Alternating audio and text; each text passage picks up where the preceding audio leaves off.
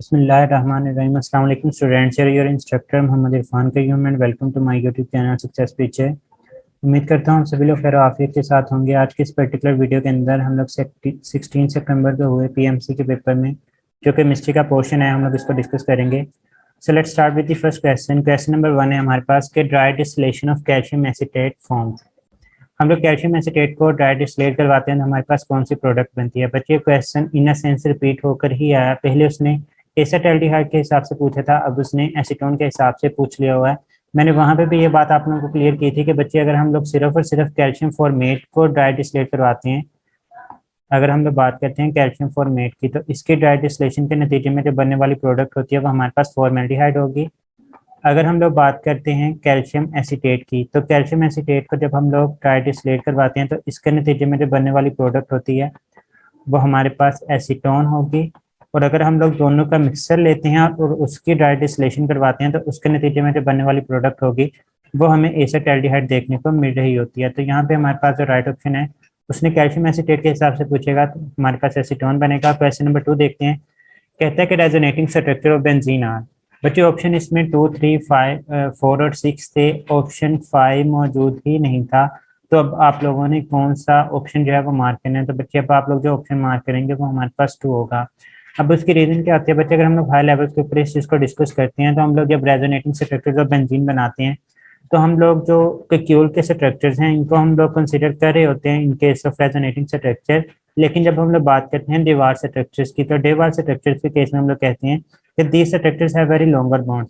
जब बॉन्ड लंबा होगा तो उसकी एनर्जी जो है वो हमारे पास ओवरऑल हाई होती है, क्योंकि जो लॉन्गर बॉन्ड होता है वो हमारे पास अनस्टेबल होता है और जो चीज़ अनस्टेबल होती है उसकी एनर्जी हमारे पास क्या होती है, वो हाई होती है। अब क्योंकि इनकी एनर्जी हाई होती है, अनस्टेबल होती है, तो हम लोग कहते हैं कि these three structures are not considered as the resonating structures for benzene. तो हम लोग यहाँ पे राइट ऑप्शन जो है वो 2 को मार्क कर रहे होंगे। क्वेश्चन नंबर 3 की तरफ मूव करते हैं। कहता है बच्चे the following is used to form the urotropine. बच्चे अगेन यूजेज ऑफ फॉर्मेल्डिहाइड और एसेटल्डिहाइड में से 12 क्वेश्चन आ रहे हैं पेपर के अंदर। इसके यूजेज में से एसेटल्डिहाइड, फॉर्मेल्डिहाइड या फिर एसिटिक एसिड के यूजेज में से क्वेश्चन आ रहा है। तो ये हमारे पास जो यूज है यूरोट्रोपिन बनाना, ये हमारे पास फॉर्मेल्डिहाइड का यूज है। क्वेश्चन नंबर 4 देखते हैं। कहता है कि when calcium oxide is added to water the heat of the system is increased. बच्चे ऑलरेडी डिस्कशन के अंदर ये बात एक्सप्लेन कर चुका हूँ कि अगर दो चीजों का वो कंपैरिजन करे कि heat of the system is greater than as compare to comparison as compare to surrounding, तो फिर आप लोगों ने कहना है कि वो हमारे पास जो रिएक्शन होगा उस रिएक्शन को हम लोग बोलेंगे कि हमारे पास रिएक्शन जो है वो एंडोथर्मिक होगा। लेकिन बच्चे जब अकेली एक ही चीज की बात की जा रही है तो हम लोग वहाँ पे इनिशियल कंडीशन को कंसीडर कर रहे होते हैं। लाइक यहाँ पे उसने कहा कि हम लोग कैल्शियम ऑक्साइड को वाटर में ऐड करें तो हीट ऑफ द सिस्टम जो है वो इंक्रीज हो जाता है।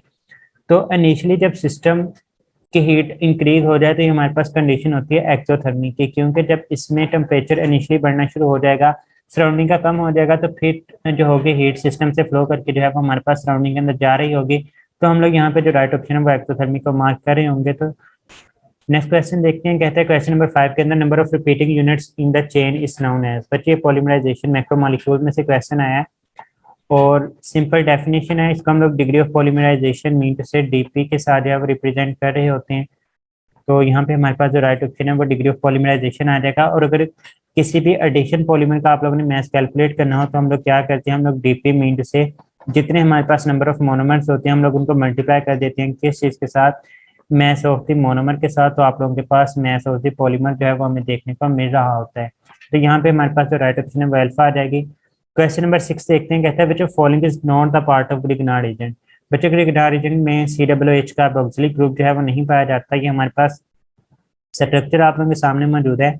ग्रिग्नार्ड एजेंट इसमें हमारे पास हैलाइड ग्रुप X भी मौजूद होता है, ये फ्लोरीन, क्लोरीन, ब्रोमीन, आयोडीन। ये हमारे पास मैग्नीशियम भी इसके अंदर मौजूद होता है और कोई भी आर ग्रुप, मीटोसिल, काइल ग्रुप आप लोगों को देखने को मिल सकता है। लेकिन इसके अंदर हमें COOH ग्रुप जो है वो देखने को नहीं मिलता। तो हमारे पास यहाँ पे जो राइट ऑप्शन है वो डेल्टा आ जाएगा। क्वेश्चन नंबर 7 देखें। कहता है कि predict the product form in this particular reaction. ये बच्चे पीटीपी में सेकंड ईयर की बुक चैप्टर नंबर 2 के अंदर ये रिएक्शन मौजूद है कि जब हम लोग रिएक्शंस करवाते हैं क्लीन अर्थ मेटल्स का वाटर के साथ तो हमारे पास हाइड्रोक्साइड जो है वो बन रहे होते हैं। लेकिन बच्चे याद रखें कि बेरिलियम हमारे पास ओनली एक ऐसी अल्कलीन अर्थ मेटल है जो कि इवन हॉट टेम्परेचर के ऊपर भी जो है वो पानी के साथ रिएक्ट नहीं करती। तो याद रखिएगा बेरिलियम का एक्सेप्शनल बिहेवियर आता है, हमें इस केस में किसी भी किस्म का रिएक्शन देखने को नहीं मिलता। तो यहाँ पे हमारे पास जो राइट ऑप्शन है वो डेल्टा आ जाएगा। क्वेश्चन नंबर 8 देखते हैं। कि आप लोगों के सामने एक लेट था +2 फॉर्म के अंदर, कहता है कि has number of electron, proton and neutron. बच्चे प्रोटॉन का जो नंबर होता है वो हमारे पास फिक्स होता है। प्रोटॉन पॉजिटिव नेगेटिव आने से हमारे पास चेंज नहीं होता, और हमारे पास कोई भी कंपाउंड एक्स हो तो ए जो है वो एटॉमिक मास को रिप्रेजेंट करेगा, जी नंबर ऑफ प्रोटॉन को। तो यहाँ पे 82 किस चीज को रिप्रेजेंट कर रहा है, नंबर ऑफ प्रोटॉन को। मीन टू से ये तीनों की तीनों ऑप्शन हो सकती हैं, डेल्टा वाली ऑप्शन तो आप लोगों के पास यहाँ से निकल जाती है। अब पीछे देखें कि हमारे पास नंबर ऑफ न्यूट्रॉन सभी के अंदर 1 to 5 थे, तो मीन टू से आप लोगों के पास न्यूट्रॉन को भी छोड़ें, आप लोग सिर्फ इलेक्ट्रॉन को कैलकुलेट करें तो आप लोग राइट ऑप्शन की तरफ जा सकते हैं। अब अगर न्यूट्रल होता तो जितने प्रोटॉन हैं उतने ही आपके पास इलेक्ट्रॉन होने थे। अब यहाँ पे +2 की फॉर्म में मौजूद है, मीन टू से इसने 2 इलेक्ट्रॉन को लूज किया है, तो 82 - 2 आ जाएगा। तो आपके पास यहाँ पे 80 इलेक्ट्रॉन हैं वो हमारे पास मौजूद होंगे। मीन टू से आप लोग चार्ली ऑप्शन की तरफ जाएंगे कि इसके अंदर 80 इलेक्ट्रॉन, 82 प्रोटॉन और 1 to 5 न्यूट्रॉन। न्यूट्रॉन वैसे कैलकुलेट कैसे कर सकते हैं, A - Z की मदद से। ए की वैल्यू यहाँ पे 217 है, जी की वैल्यू 82 है, तो जब आप लोग इसको माइनस करेंगे तो आपके पास 1 to 5 आ जाएगा। तो यहाँ पे हमारे पास जो राइट ऑप्शन है वो हमें 40 देखने को मिलेगा। क्वेश्चन नंबर 9 देखते हैं। उसके अंदर कहता है कि which one has the same common and IUPAC name. बच्चे इनमें से कोई भी राइट ऑप्शन नहीं है, ना ही formic acid, acetic acid, butanoic acid, propionic acid. यहाँ पे करीब तरीन ऑप्शन जो है वो हमारे पास डेल्टा बन सकता है, प्रोपायनिक एसिड। उसकी रीजन देखिए बच्चे, यहाँ पे हमारे पास कॉमन नेम और आइयूपैक नेम चंद कार्बोक्सिलिक एसिड से मौजूद हैं। अगर फॉर्मिक एसिड कॉमन नेम है तो इसका आइयूपैक नेम मेथानोइक एसिड है। अगर एसिटिक एसिड कॉमन नेम है तो इसका आइयूपैक नेम एथानोइक एसिड है। बच्चे यहाँ पे propionic acid and propanoic acid इन दोनों में भी डिफरेंस है, लेकिन मे भी वहाँ पे इन दोनों को एक ही कैटेगरी के अंदर कंसीडर करके इसे राइट ऑप्शन मार्क किया जा रहा हो। लेकिन जो डेल्टा है, ब्यूटारिक एसिड, ब्यूटानोइक एसिड, ये भी हमारे पास डिफरेंट होते हैं। तो चार्ली जो है वो एक दूसरे के, मतलब जो 3 कार्बन वाला है वो एक दूसरे के नजदीक तरीन हमें देखने को मिलता है, तो हम लोग यहाँ पे डेल्टा को जो है वो मार्क कर रहे होंगे। क्वेश्चन नंबर 10 देखें, कहते हैं कि थैलिक एसिड इज। बच्चे यहाँ पे हमारे पास थैलिक एसिड का स्ट्रक्चर मौजूद है। अब इसके अंदर बेंजीन की मौजूदगी इस बात को जाहिर करती है कि हमारे पास एरोमेटिक कंपाउंड होगा, तो एलिफेटिक को हम लोग यहाँ से निगलेक्ट कर देंगे। इसके साथ 2 COOH ग्रुप मौजूद हैं, तो हम लोग बोलेंगे कि हमारे पास डाइकार्बोक्सिलिक एसिड है, तो हमारे पास इस वजह से एरोमेटिक डाइकार्बोक्सिलिक एसिड की कैटेगरी में आ जाएगा। इसमें से भी बार बार क्वेश्चन जो है वो रिपीट होकर आ रहे हैं। क्वेश्चन नंबर 11 देखें, कहता है कि when ethyl magnesium bromide reacts with water, Grignard agent का वाटर के साथ रिएक्शन करवाएं तो ये चीज़ तो कंफर्म है कि हमारे पास अल्केन बनता है। और कितने कार्बन वाली अल्केन बनेगी, याद रखिएगा कि हमारे पास जितने नंबर ऑफ कार्बन एटम वाला ग्रिग्नार्ड एजेंट होगा उतने ही नंबर ऑफ कार्बन एटम वाला आपके पास अल्केन बनता है। तो यहाँ पे हमारे पास इथाइल मीथाइल अल्काइल ग्रुप के अंदर 2 कार्बन मौजूद हैं, तो आपके पास जो प्रोडक्ट बनेगी वो भी 2 कार्बन वाला अल्केन ही बनेगा। तो राइट ऑप्शन हमें यहाँ पे इथेन देखने को मिलेगा। क्वेश्चन नंबर 12 देखते हैं, कहता है कि ethyl magnesium iodide react with carbon dioxide to form. बच्चे कार्बन डाइऑक्साइड के साथ रिएक्शन के नतीजे में हमारे पास जो प्रोडक्ट बनती है वो हमारे पास कार्बोक्सिलिक एसिड बनती है। और कार्बोक्सिलिक एसिड भी ऐसा एसिड बनेगा जिसमें एक कार्बन एटम जो है वो हमारे पास ज्यादा होगा as compare to Grignard agent. तो इथाइल के अंदर 2 कार्बन, तो इसमें एक कार्बन को ऐड कर दें तो हमारे पास 3 कार्बन वाला कार्बोक्सिलिक एसिड मीन से प्रोपानोइक एसिड बनेगा। और इस प्रोसेस को हम लोग स्टेप अप प्रोसेस का नाम देते हैं, जिसमें एक कार्बन जो है वो हमारे पास इजाफी बन रहा होता है। क्वेश्चन नंबर 13 देखें, कहते हैं कि which one is best related to cracking. बच्चे क्रैकिंग एक ऐसा प्रोसेस है जिसके दौरान हम लोग हायर हाइड्रोकार्बन, इनको हम लोग कन्वर्ट कर देते हैं किन के अंदर, लोअर हाइड्रोकार्बन के अंदर।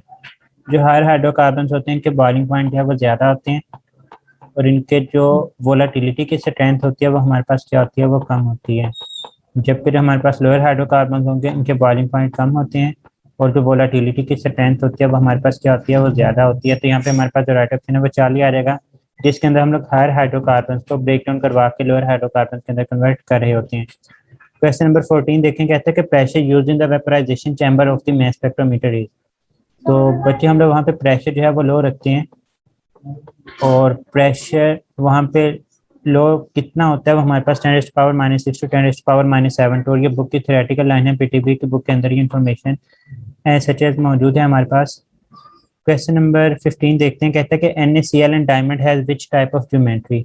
तो बच्चे सॉलिड वाले यूनिट के अंदर अगर आप लोग वो टेबल देखते हैं जिसके अंदर सीटर अहमद के थ्रू मैंने आप लोगों को मॉर्निंग बताई हुई है, जिसके अंदर आप लोग एक्सिस और एंगल्स को देख रहे होते हैं, वहाँ पे उसने एग्जांपल्स के अंदर दिया हुआ है। बेसिकली दोनों के दोनों हमारे पास क्यूबिक एग्जांपल्स ही हैं, NaCl भी और डायमंड भी। क्वेश्चन नंबर 16 देखते हैं, कहता है कि what is the n+l value for 5D। बच्चे अगर हम लोग एल वैल्यू देखें तो एल वैल्यू जो है वो एस के लिए 0, पी के लिए 1 होती है, डी के लिए 2 और एफ के लिए जो है वो इसकी वैल्यू हमारे पास 3 होती है। और यहाँ पे जो भी नंबर होता है वो एन के बराबर होता है, तो यहाँ पे एन इज इक्वल टू 5 और डी के लिए एल की वैल्यू जो है वो हमारे पास 2 होती है। तो 5 + 2 हमारे पास यहाँ पे जो आंसर है वो 7 आ जाएगा। क्वेश्चन नंबर 17 की तरफ चलते हैं। कहता है कि what are the possible sub shell present in M shell. बच्चे हमारे पास 4 शेल मौजूद होते हैं, के, एल, एम और एन। याद रखिएगा के अंदर हमारे पास एक ही सब शेल मौजूद होता है एस, एल के अंदर 2 सब शेल होते हैं एस और पी, एम के अंदर 3 सब शेल मौजूद होते हैं एस, पी और डी, और एन के अंदर जो है वो हमारे पास 4 सब शेल मौजूद होते हैं एस, पी, डी और एफ। तो हमारे पास यहाँ पे जो राइट ऑप्शन है वो हमें 40 देखने को मिलेगा। उसने एम के रिगार्डिंग पूछा होता है, तो एस, पी और डी हमारे पास यहाँ पे मौजूद होंगे। क्वेश्चन नंबर 18 देखते हैं। कहता है कि non SI unit of far is. तो बच्चे तमाम के तमाम जो है वो नॉन एसआई यूनिट ही हैं हमारे पास। जो एसआई यूनिट के अंदर वैल्यू गिवन होती है वो हमारे पास 8.314 जो है वो हमें वैल्यू देखने को मिलती है। तो इनमें से ये तमाम के तमाम जो है वो हमारे पास नॉन एसआई यूनिट्स के अंदर ही हम लोग जो है उनको कंसीडर कर रहे होंगे। क्वेश्चन नंबर 19 की तरफ चलते हैं। कहता है कि in the equation P is equal to N R T, यहाँ पे जो आर है ये किस चीज़ को रिप्रेजेंट करता है, ये यूनिवर्सल गैस कांस्टेंट या फिर हम लोग इसको जनरल गैस कांस्टेंट का नाम भी देते हैं। तो आर को जो है वो हम लोग इस चीज़ के साथ रिप्रेजेंट कर रहे होते हैं। क्वेश्चन नंबर 20 देखते हैं। कहता है कि हमारे पास in electrochemical series which one is true for an element according to their reduction and oxidation potential. Alpha में देखें, कहता है कि an element with high oxidation and reduction value. But अगर एक एलिमेंट का ऑक्सीडेशन पोटेंशियल ज्यादा होगा तो उसकी जो रिडक्शन की वैल्यू होगी वो जाहिर सी बात है कि वो हमारे पास स्मॉलर ही होगी। दोनों की ज्यादा नहीं हो सकती, ना ही दोनों की स्मॉलर हो सकती। फिर कहता है दोनों का मैग्नीट्यूड सेम होता है। लाइक अगर मैं आपसे कहता हूँ कि कॉपर का रिडक्शन पोटेंशियल जो है वो +0.76 है, तो इसका जो ऑक्सीडेशन पोटेंशियल होगा वो हमारे पास -0.76 है, वो हमें देखने को मिल रहा होगा। तो मैग्नीट्यूड दोनों का सेम होता है, लेकिन सिर्फ साइन जो है वो हम लोग अपोजिट कर देते हैं, तो हम लोग बोलेंगे बोथ पी एंड सी जो है वो हमारे पास यहाँ पे राइट ऑप्शन बन रही होंगे। क्वेश्चन नंबर 21 देखें। कहता है what is the formula of ammonium senate. तो बच्चे अमोनियम सानेट आप लोगों ने, वुलर ने जिस तरह से रिजेक्ट किया था इस थ्योरी को, वाटरफोर्स थ्योरी को, कि उसने अमोनियम साइनाइड को ही हीट करके जो था वो यूरिया प्रिपेयर किया था। अमोनियम साइनाइड इनऑर्गेनिक कंपाउंड है और यूरिया जो है वो हमारे पास ऑर्गेनिक कंपाउंड है। तो ये आप लोगों से मोलेकुलर फार्मूला इसका पूछा गया था। क्वेश्चन नंबर 22 को देखते हैं। कहता है कि what is the effect on the rate of reaction of esterification if amount of water is doubled. Rate of reaction के ऊपर क्या इफेक्ट पड़ेगा बच्चे। स्टेरिफिकेशन रिएक्शन क्या होता है कि हमारे पास एक अल्कोहल रिएक्ट करती है किस चीज़ के साथ, कार्बोक्सिलिक एसिड के साथ, और हमारे पास जो प्रोडक्ट बनती है एक ईस्टर बनेगा और साथ में हमारे पास जो है वो वाटर बन जाते हैं। बच्चे जो रेट ऑफ रिएक्शन होता है वो डिपेंड करता है upon the amount of reactant. Amount of reactant के ऊपर ये डिपेंड कर रहा होता है, ये हमारे पास अमाउंट ऑफ प्रोडक्ट के ऊपर डिपेंड नहीं करता। यहाँ पे वो किस चीज़ को डबल कर रहा है, वो वाटर को डबल कर रहा है, प्रोडक्ट को डबल कर रहा है। तो जब प्रोडक्ट को डबल करेंगे तो हमारे पास रेट ऑफ रिएक्शन के ऊपर इफेक्ट नहीं पड़ता, तो ये हमारे पास सेम ही रहेगा। क्वेश्चन नंबर 23 को देखते हैं। कहता है कि octane number of isooctane is. तो बच्चे आइसोक्टेन का जो ऑक्टेन नंबर होता है वो हमारे पास 100 होता है। अगेन रिपीटेड क्वेश्चन, ये थ्योरेटिकल वैल्यू है, पीटीबी की बुक के अंदर एज ये वैल्यू मौजूद है। क्वेश्चन नंबर 24 की तरफ मूव करते हैं। कहता है कि plants produce dash cellulose per year. तो अगेन मैक्रोमोलेक्यूल में चैप्टर नंबर 14 के अंदर सेलुलोज वाले पैराग्राफ की दूसरी या तीसरी लाइन है हमारे पास कि 100 बिलियन टन जो है वो हम लोग प्रोड्यूस करवा रहे होते हैं प्लांट से सालाना। क्वेश्चन नंबर 25 देखते हैं। कहता है कि ethanol tetramer is used as. तो अगेन ये यूजेज ऑफ एसिटाल्डिहाइड और फॉर्मल्डिहाइड में से आया। तो बच्चे वहाँ पे हम लोग इसको स्लग पॉइजन के तौर पे इस्तेमाल कर रहे होते हैं, यही इसका राइट ऑप्शन था वहाँ पे हमारे पास। क्वेश्चन नंबर 26 कि एसिटाल्डिहाइड साइनोहाइड्रिन जो है वो रिएक्ट करता है टू फॉर्म। आगे ऑप्शन थे oxalic acid, formic acid, lactic acid and so on. तो आप लोगों ने पढ़ा हुआ है कि एसिटाल्डिहाइड साइनोहाइड्रिन का जब हम लोग रिएक्शन करवाते हैं तो हमारे पास जो प्रोडक्ट बनती है वो अल्फा हाइड्रोक्सी प्रोपानोइक एसिड जो है वो हमें देखने को मिल रही होती है। तो इस तरह से जो है वो हमारे पास एक प्रोडक्ट बनती है। तो हम लोग यहाँ पे बोलेंगे कि हमारे पास जो प्रोडक्ट बन रही है वो कौन सी है, वो हमारे पास लैक्टिक एसिड आ जाता है। क्वेश्चन नंबर 27 को देखते हैं। कहता है कि which the following will react fast in substitution reaction with alkane. Substitution reaction या फिर बेसिकली यहाँ पे हमारे पास सैलोजिनेशन रिएक्शन होते हैं। हम लोगों ने पढ़ा हुआ है कि हमारे पास I2 बहुत ही प्योर यील्ड देती है, पुअर, क्योंकि रिएक्शन जो है वो रिवर्सिबल होते हैं। जो फ्लोरीन वाला रिएक्शन होता है वो सबसे ज़्यादा फास्ट होता है, और क्लोरीन और ब्रोमीन जो है ये हमारे पास मॉडरेट रेट के ऊपर प्रोसीड कर रहे होते हैं। तो अगर हम लोग यहाँ पे ट्रेंड बना लें तो F2 सबसे ज़्यादा, फिर Cl2 आ जाता है, उसके बाद Br2 और सबसे लास्ट में हमें I2 देखने को मिलेगा। तो यहाँ पे हमारे पास जो राइट ऑप्शन है वो F2 देखने को मिलता है। क्वेश्चन नंबर 28 देखते हैं। कहता है कि lower ionisation energy is of. बच्चे जो आयनाइजेशन एनर्जी होता है, ये इंडेक्स होता है मेटेलिक रिएक्टर का। जो मेटल्स होती हैं इनकी लो आयनाइजेशन एनर्जी होती है, जो नॉन मेटल्स होती हैं इनकी हाई आयनाइजेशन एनर्जी होती है, और जो हमारे पास मेटलॉइड्स होते हैं इनकी intermediate values of ionisation energy जो है वो हमें देखने को मिल रही होती हैं। तो यहाँ पे हमारे पास जो राइट ऑप्शन है वो हमें मेटल्स देखने को मिलेगा। क्वेश्चन नंबर 29 देखते हैं, कहता है कि बच्चे the following show most non ideal behaviour. बच्चे नॉन आइडियल बिहेवियर जो है वो डायरेक्टली रिलेट करता है किस चीज़ के साथ, पोलर। इनमें से जो भी हमारे पास पोलर होगा वो हमारे पास कौन सा कैरेक्टर शो करता है, वो हमारे पास नॉन आइडियल बिहेवियर जो है वो शो कर रहा होगा।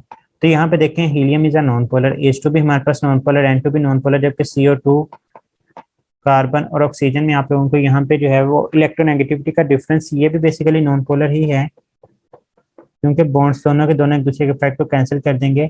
तो जो दूसरा फैक्टर आप लोगों ने देखना होता है, पहला पोलैरिटी चेक कर ले, अगर सारी की सारी नॉन पोलर हैं तो मैच चेक कर लें, जिसका मैच ज्यादा होगा बस सबसे ज्यादा हमारे पास नॉन आइडियल होगा। तो यहाँ पे हमारे पास जो है नॉन आइडियल देखना है कि जिसका मैच ज्यादा है। हीलियम का मैच हमारे पास है बच्चे 4, हाइड्रोजन का 2 आ जाएगा, नाइट्रोजन का हमारे पास 28 आ जाएगा, और CO2 का मैच है वो 44। तो CO2 का मैच सबसे ज्यादा होने की वजह से इसी का नॉन आइडियल बिहेवियर ज्यादा होगा, तो राइट ऑप्शन यहाँ पे डेल्टा आ जाता है। क्वेश्चन नंबर 30 को देखते हैं, कहता है कि in which reaction backward reaction has more activation energy than forward reaction. बच्चे यहाँ पे हम लोग एंडोथर्मी की बात कर लेते हैं। ये कौन सा है, ये एंडोथर्मिक है। और यहाँ पे हम लोग एक्सोथर्मी की बात कर लेते हैं, जिसमें प्रोडक्ट्स की एनर्जी है वो हमारे पास कम होती है। बच्चे एक्टिवेशन एनर्जी बोलते हैं difference between energy content of activated complex and reactant.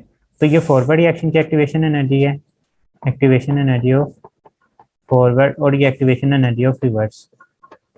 तो यहाँ पे आपको देखने को मिल रहा है कि फॉरवर्ड की एक्टिवेशन एनर्जी जो है वो ज्यादा है as compare to activation energy of reverse. ये एंडो के केस में है, एक्सो में देखें तो ये एक्टिवेशन एनर्जी ऑफ फॉरवर्ड है, और ये जो है वो हमारे पास एक्टिवेशन एनर्जी ऑफ रिवर्स है। तो यहाँ पे देखें कि हमारे पास एक्टिवेशन एनर्जी ऑफ रिवर्स जो है वो ज्यादा है, और यही बात उसने पूछी थी कि बैकवर्ड रिएक्शन की एक्टिवेशन एनर्जी किस में ज्यादा होती है, तो वो हमारे पास एक्सोथर्मिक के केस में ही होगी। तो हमारे पास यहाँ पे जो राइट ऑप्शन है वो अल्फा आ जाता है। Question number 31, units for mole ratio are. बच्चे मोर रेशियो लाइक आप लोग रिफ्लेक्टिव इंडेक्स पढ़ते हैं, ये C/V दोनों स्पीड ही होती हैं। इसी तरह से मोर रेशियो आप लोगों के पास मॉल बाय मॉल ही होती हैं, तो हमारे पास इसके कोई भी यूनिट्स देखने को नहीं मिलेंगे। तो हमारे पास जो राइट ऑप्शन है वो 9 यूनिट्स आ जाते हैं। क्वेश्चन नंबर 32 था कि bond between NH3 and BF3 is. तो बच्चे यहाँ पे हम लोग अमोनिया का स्ट्रक्चर ड्रा कर लेते हैं। एक इसके ऊपर लोन पेयर मौजूद होता है, दूसरी तरफ BF3 जो कि इलेक्ट्रॉन डेफिशिएंट होता है, क्योंकि इसके वैलेंस शेल में 6 इलेक्ट्रॉन मौजूद हैं। तो ये पूरे का पूरा लोन पेयर एक्सेप्ट करता है। तो नाइट्रोजन जो है वो हमारे पास डोनर होगा, इसको आप लोग लिवर स्पेस भी बोल सकते हैं। जो BF3 है ये हमारे पास एक्सेप्टर होगा, इसी को जो है वो आप लोग लिवर एसिड का नाम भी दे सकते हैं। तो हमारे पास यहाँ पे कोऑर्डिनेट कोवलेंट बॉन्ड जो है वो हमें देखने को मिल रहा होता है। ये पूछा जा सकता है कि ये जो एरो का साइन है इसकी जो टेल होती है वो हमारे पास डोनर की तरफ होती है, एक्सेप्टर की तरफ हमारे पास हेड होता है। किस केस में हमारे पास एरो की मदद से बॉन्ड बनाया जाता है, वो कोऑर्डिनेट कोवलेंट बॉन्ड में बनता है, और जो प्रोडक्ट बनती है उसको हम लोग अडक्ट का नाम दे रहे होते हैं। तो ये चंद चीजें जो आप लोगों से यहाँ पे MCQs के तौर पर पूछी जा सकती हैं। क्वेश्चन नंबर 33 देखें, कहता है कि बच्चे फॉलोइंग शो मोर पैरामैग्नेटिक बिहेवियर। बच्चे जो पैरामैग्नेटिक बिहेवियर होता है वो डायरेक्टली रिलेट करता है किस चीज के साथ, नंबर ऑफ अनपेयर्ड इलेक्ट्रॉन्स के साथ। तो आप लोगों ने पढ़ा हुआ है कि इनमें से सबसे ज्यादा जो नंबर ऑफ अनपेयर्ड इलेक्ट्रॉन्स होते हैं वो हमारे पास Fe+3 और Mn+2 में होता है। आप लोगों ने इसका चार्ट भी पढ़ा हुआ है। जो हाइट के ऊपर है वो हमारे पास Mn+2 और Fe+3 ही हमें देखने को मिले होते हैं। तो इन्हीं का पैरामैग्नेटिक वेक्टर जो है वो हमारे पास सबसे ज्यादा हमें देखने को मिलता है। क्वेश्चन नंबर 34 कहता है कि इन K4 Fe CN6 coordination number of central metal is. तो हमारे पास कोऑर्डिनेशन नंबर क्या होगा, तो बच्चे कोऑर्डिनेशन नंबर होता है कि number of lone pair except by the transition metal या फिर central metal from the ligand. इसको जो है वो हम लोग कोऑर्डिनेशन नंबर का नाम देते हैं। तो हम लोग इस तरह से कोऑर्डिनेशन स्फीयर को पहले ड्रॉ कर लेते हैं। तो हमारे पास 6 साइनाइड है, ये मोनोडेंडेट लिगेंड है। एक साइनाइड अपना एक लोन पेयर डोनेट करता है, अगर 6 हमारे पास मौजूद हैं तो ये अपने 6 लोन पेयर जो है वो डोनेट कर रहे होते हैं। तो 6 जब इसको लोन पेयर मिलते हैं तो हम लोग इसको क्या बोलेंगे कि इसका जो कोऑर्डिनेशन नंबर है वो हमारे पास 6 होगा। तो बच्चे ये डिस्कशन थी हमारे पास जो 16 सितंबर का मॉर्निंग बैच के अंदर क्वेश्चन है। उम्मीद करता हूँ आप लोगों को वीडियो पसंद आई होगी। मिलते हैं नेक्स्ट वीडियो के अंदर, तब तक के लिए दुआ में याद रखिएगा। फी अमानिल्लाह, अल्लाह हाफिज़।